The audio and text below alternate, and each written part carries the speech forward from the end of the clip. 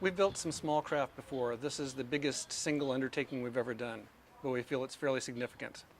The Cabrillo voyage to San Diego in 1542 was first contact between diverse cultures, and we like to think of it as one of the places where America began. We will. The ship will primarily be here in San Diego. It'll be here as another exhibit at the Maritime Museum and filling a hole in the history that we interpret. It will be host for local education programs, and then every year for at least a month or two it will go up the coast to other coastal cities and partner with other educational organizations in working with kids around the state. We'll be going up to San Francisco and occasionally probably all the way up inland up the Sacramento River up to Sacramento. At the first meeting I just felt like we were dismissed.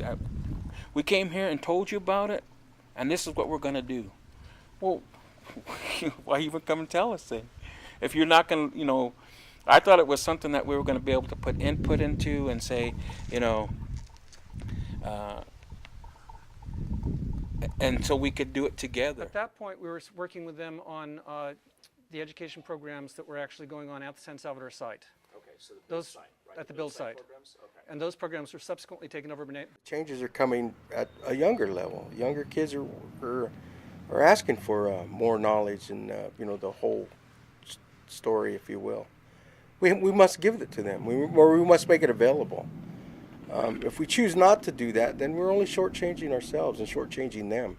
And I for one, don't want to do that. I have grandchildren, I have children that I've made a promise to, that I will share everything I can with them, everything, good and the bad. And that was the first thing I told them. I said, you guys know half of the story and we know the other half, so let's put it together. But as we started to say what our half was, it was like, oh, that's too much. And then, you can't romanticize this story. Tell the truth.